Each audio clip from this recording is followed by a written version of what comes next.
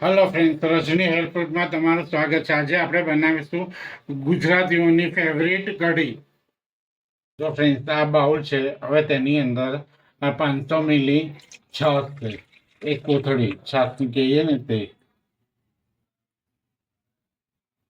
હવે તેની અંદર હું આવી રીતે 2 ચમચી ચણાનો લોટ અંદર એડ કરી દઈશ।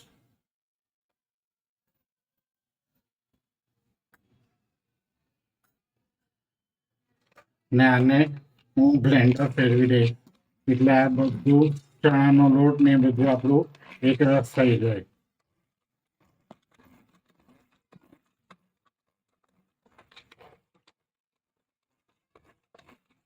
તો જો ફ્રેન્ડ્સ, હવે આ છાશને ચણાના લોટની અંદર હું આવી રીતે થોડું પાણી અંદર એડ કરી દઈશ અને પાછું આવી રીતે આ બ્લેન્ડર હું ફેરવી દઈશ, એટલે અંદર લોટના ગાંઠા બિલકુલ નહીં રહે। તો જો ફ્રેન્ડ્સ, આ આપણી છાશ અને ચણાનો લોટ બંને બરાબર મિક્સ થઈ ગયું છે। તો કઢી માટેનું આપણું આ બેટર તૈયાર છે, અને હું સાઈડ પર મૂકી દઈશ 1 મિનિટ માટે। જો ફ્રેન્ડ્સ, આ પેન છે। હવે તેની અંદર હું આવી રીતે 1 ચમચી મોટી ચમચી ઘી લઈ લઈશ।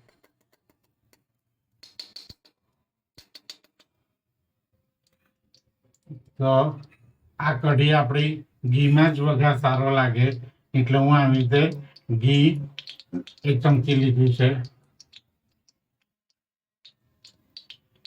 હવે આપણું ઘી ગરમ થઈ ગયું છે। હવે તેની અંદર હું અડધી ચમચી રાઈ અંદર એડ કરી દઈશ।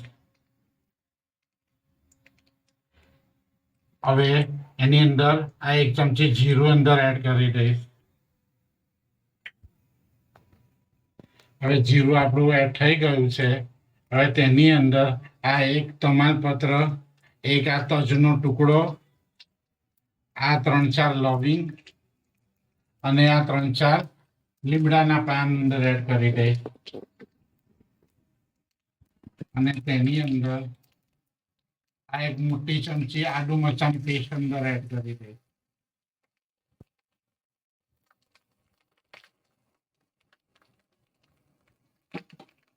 અને આને 1 મિનિટ માટે હું સાતળી લઈશ। હવે તેની અંદર હું આ અડધો ગ્લાસ પાણી અંદર એડ કરું છું।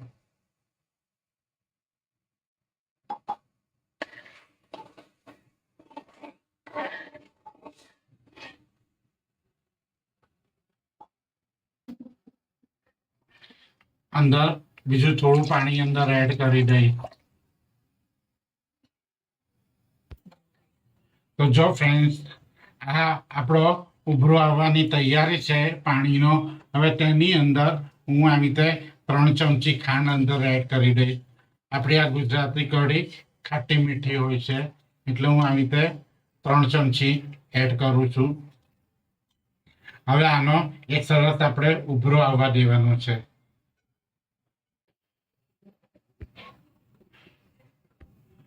તો જો ફ્રેન્ડ્સ, આ આપણો ઉભરો સરસ આવી ગયો છે પાણીનો। હવે ગેસની ફ્લેમ હું એકદમ ધીરી કરી દઉં છું। હવે આ કઢીનું જે બેટર છે, એ કઢીનું બેટર આવી રીતે હું હલાવી ને આની અંદર હું મિક્સ કરી દઈશ, ને આ કઢીના બેટરને આપણે સતત હલાવતા રહેવાનું છે।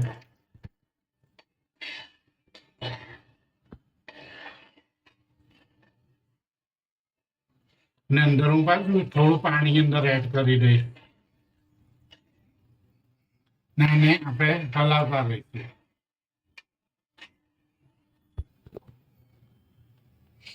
તો જો ફ્રેન્ડ્સ, હવે આ કઢીની અંદર આપણે સ્વાદ પ્રમાણે 1 ચમચી મીઠું અંદર એડ કરી દઈશું। ના મીઠાને પણ આવી રીતે આપણે બરાબર હલાવી દઈશું, અને કઢીનો આપણે સરસ એક ઉભરો આવવા દઈશું, અને કઢીના 7 ઉભરા આપણે આવવા દેવાના છે। હવે આને આપણે ધીમા ગેસ પર સરસ મજાની કઢી આપણે બનાવી દઈશું।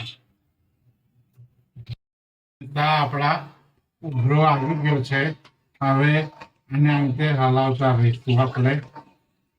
આ એક ઉભરો આવ્યો ને એવી રીતે આપણે 7 ઉભરા આવવા દેવાના છે. આવી રીતે હલાવતા હલાવતા રહેવાનું છે અને કઢીને આપણે પકાવતા રહેવાનું છે.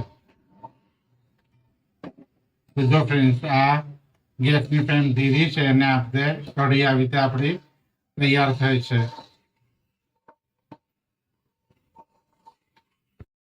તો જો ફ્રેન્ડ્સ, આ કઢી આપણી કમ્પ્લીટ થઈ ગઈ છે. 7 ઉભરા આવી ગયા છે. જો આવી રીતે આપણને આટલી કઢી આવી કઢી જોઈએ છે. બહુ પતલી પણ નહીં અને બહુ જાડી પણ નહીં, મીડિયમ સાઇઝની જો આપણને આવી કઢી જોઈએ છે. હવે તેની અંદર હું આવી રીતે કોથમીર અંદર એડ કરી દઈશ છેલ્લે.